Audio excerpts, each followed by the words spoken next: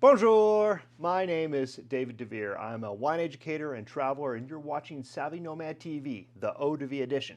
This is day one of the Costco Wine Advent Calendar for 2022. I've collected my supplies. I've got a wine glass, wine opener, temperature probe for the bottle, a pen, my reading glasses, and my tasting score sheet that you can download from the link in the description of this video. All right, 24 days, 24 tiny little bottles of wine. Let's get cracking. Okay, if you're new here and you don't know what we're doing, you can watch this video, but essentially we're opening the Costco Wine Advent box for 2022. Every single day, a video will be uploaded by me, and today is number one. So let's grab the box. This box starts heavy, but it gets lighter because I pour all that wine into me. Okay, so 24 bottles. I have not looked at any of these. I'm going to open it with you live on YouTube. No, it's not live. It's pre-recorded. Oh, geez. Okay. I guess I gotta cut this. Ta-da! All right. Could they make this more difficult?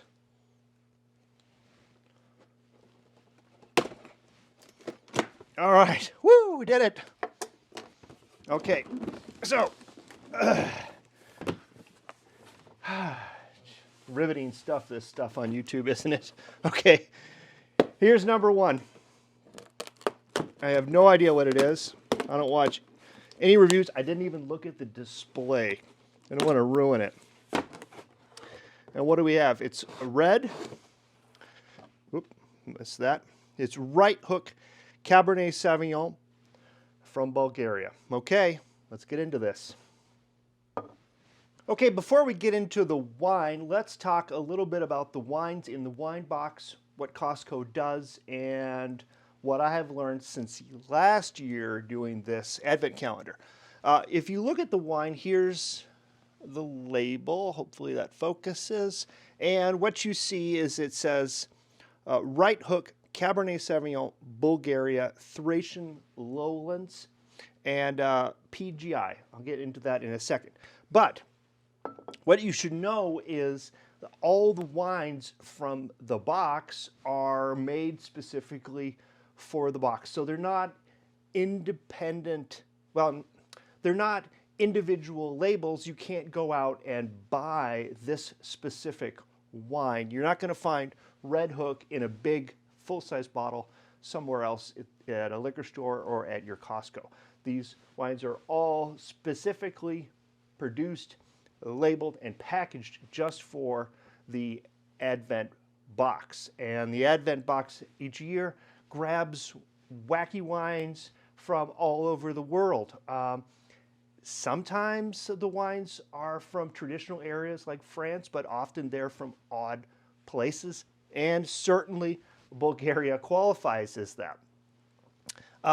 Bulgaria, we do not see a lot of Bulgarian wines imported into the United States. I guess they've been making wine in Bulgaria for a long time. Why doesn't it get imported? I don't know.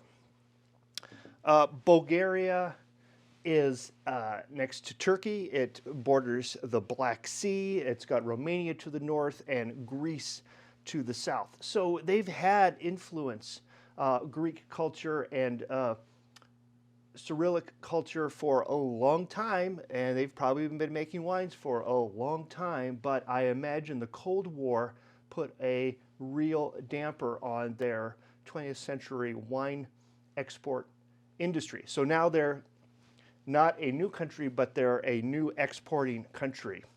And Cabernet Sauvignon is an international wine variety. It comes from all over the world.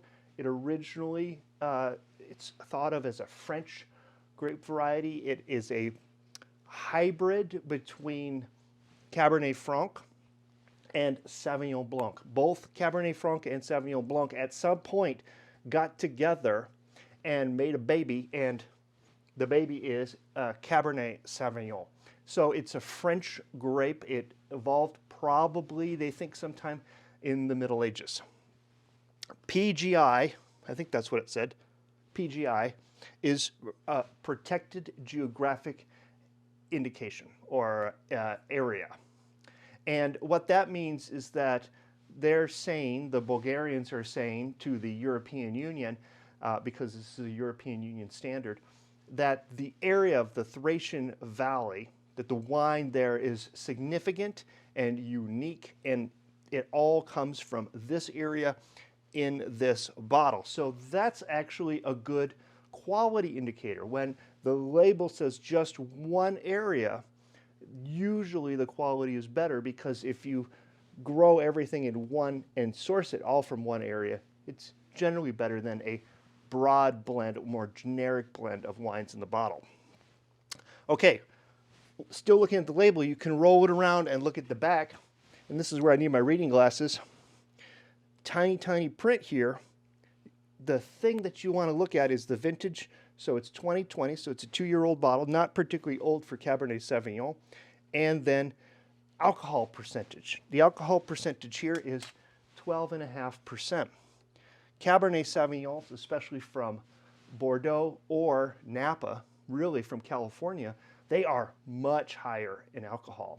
Sometimes they tip toward 15%. And at 15%, the little yeasties start to die in the alcohol. They can't really ferment higher than that. But you might be saying, wait a minute, what about fortified wine? Well, it's fortified with alcohol, so that's how the alcohol percentage gets higher. They add neutral spirit to a wine, and you get a port or a sherry. Anyway, so let's open this bottle and give it a taste, and we'll score it. Okay, so the scoring sheet, I have downloaded it. Actually, I did. I couldn't figure out where I kept it, but I keep it on the internet. So I just downloaded it from my website, and I filled out the top. I've got the producer, the year, the variety, the region, and then in aged in. Generally, red wines are aged in an oak barrel, but we don't know. They didn't tell us on the label. So I wrote in the alcohol percentage because I think it's interesting that it's 12.5%. Cabernet Sauvignon should be served at 60 to 65 degrees. If you're serving your red wines more than that, they're too hot, and it's not going to really be that good. You're going to get a burn when you drink the wine. If you're getting that burn down your throat when you drink it, the wine is too hot or the alcohol is too high and the wine is out of balance. So let's test it with my temperature probe here. I've got 59.6. Yes, that's the temperature of my floor, 59.6. I live in northern Minnesota, so I don't really have to worry about chilling my wines too much, because just leave them on the floor and they'll be the right temperature. Okay. So let's open this up and pour it up and taste it up. Cabernet Sauvignon should be slightly grippy, meaning it should have more tannins than other wines. Tannins are that drying sensation in your mouth. That's what Cabernet Sauvignon should have. It should be velvety also. So with a big red wine like a Cab, if your tannins are smooth and velvety, that is an indicator of quality. If they're really grippy and aggressive and feel big and round in your mouth, that's an indication of lower quality. So we want nice, smooth tannins. We want bright, dark fruit characteristics like blackberries or blueberries, even plum. You might get some tobacco in there. You might get vanilla, licorice, all those things. If we could get all those things out of this, that would be fantastic. But let's face it, this is a wine advent box. You bought it for $100. These wines are average quality. What we're hoping for is a gem in here. So, do we have one? The first thing you do is look at it. There are the 5 S's. See, sniff, sip. Oh, I missed one. See, swirl, sniff, sip, and savor. You got to do those 5 things. So we want to look at the wine. It should have nice clarity. It shouldn't have anything floating in there. It should look like a little jewel. Then you swirl the glass, and then you stick your nose in it.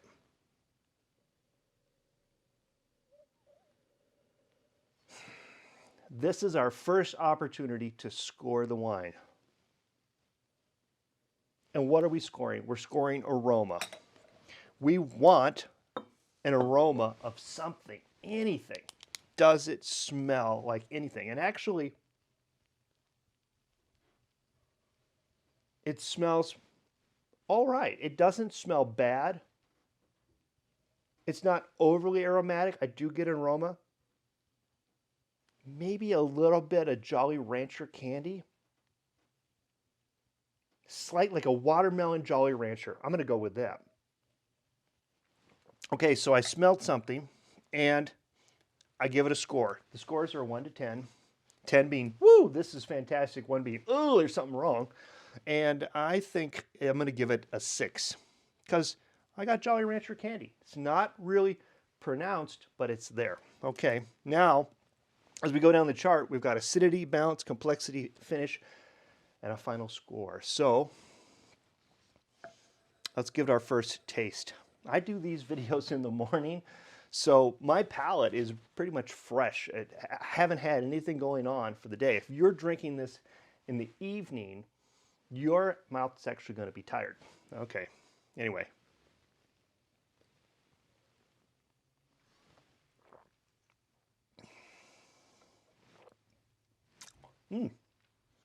Well, there you go.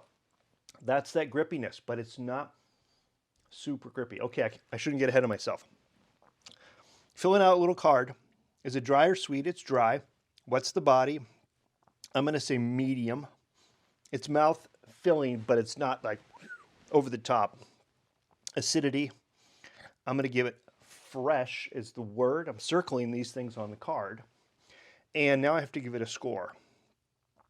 The acidity in a Cabernet Sauvignon should not be high like in a Sauvignon Blanc, which is can be really tart white wine, but it shouldn't be too low.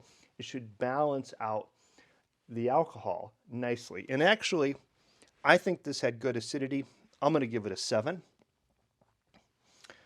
It's noticeable that it's not noticeable. And you don't really want to notice high acid in a red wine. So therefore, I didn't really notice it, so I gave it a higher score. Balance. This is the play between the tannins, the sugars, and the acids. You either have balance or you don't have balance. And this is, on my first taste, was balanced. So yeah, okay, fine. I'm going to give it an 8. Nicely balanced. Complexity. This is where you can start to be a little bit more subjective in your concepts here. A lot of these concepts are either has or doesn't. Well, now in complexity, did you notice anything extra in the wine? Is there something more? And this is particularly once it's in your mouth and you've swallowed it.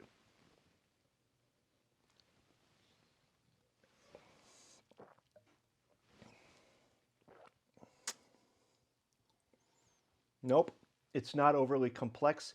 It might even be a little bit watery, but it's nice. It's good, it's grippy. If I had a piece of protein with this could be interesting because that protein and those tannins will smooth this wine out. Very nice, but it's not overly complex. I'm going to give it a 5. It's not disappointing, so I'm not going to give it a 4, but it's not overly complex. I'm going to give it a 5. Finish and length. This is simple. Does it last long? Does it have a nice, long, pleasing finish? It has a kind of a long finish, actually. Those tannins are grippy in a good way. So yeah, the finish is nice. It's not really adding to the sensation. It doesn't make me think, ooh, I'm gonna go have another sip of that.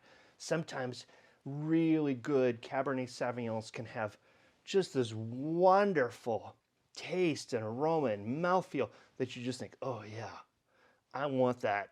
I want that another sip of that. But this, meh, I'm like, okay, it's good. So I'll give it a 6. Okay, that's it. I'm going to do my math. Okay, here are my final scores for our Bulgarian right hook. That's my left hand. Right hook from the Thracian Valley. Aroma 6, acidity 7, balance 8, complexity 5, finish 6. You add that together, that's 32 points. You add 50 to that score and you get 82 points. I thought it would score a little higher than 82. If I was just rolling it off the top of my head, I probably would have given it a higher 80s, but you break it down. You don't do it by preference, you do it by perception. And this is what I perceived, so 82 points it is. I did do a video last year, no, it was earlier this year, about buying cheap Cabernet Sauvignon at Costco. There's a link to it here. And that was the Rough Day Bulgarian Cab. I think that one scored 89 points. So very similar. Now, I'm going to put the cork in this. I'm going to save this for the cheese pairing that I'm doing this year. I bought the 12 Days of Cheese Advent Box 2, and I'm going to do the first 2 wines is going to go pair with that 1 a day of cheese. So, 1, 2 goes with 1, 3, 4 goes with 2. Just keep watching, you'll understand. Okay, that's it for this episode, and thank you for joining me. If you're new here, welcome, and if you are returning, say hi, leave me a comment down below. I don't know who is ever watching, and it's fun to do this weird thing together digitally. Anyway, if you enjoyed this episode, please give me a thumbs up. Please consider subscribing, and I'm going to go get Sarah. She's going to taste this and give her review, a little brief review. And I will see you tomorrow for day 2. Until then, I say tutelor and cheers. Hello. All right, trying our first adventure wine. Smells fruity, but I feel like there's some oak scents in there as well. Kind of that, I don't know if it's vanilla-y, but it smells good.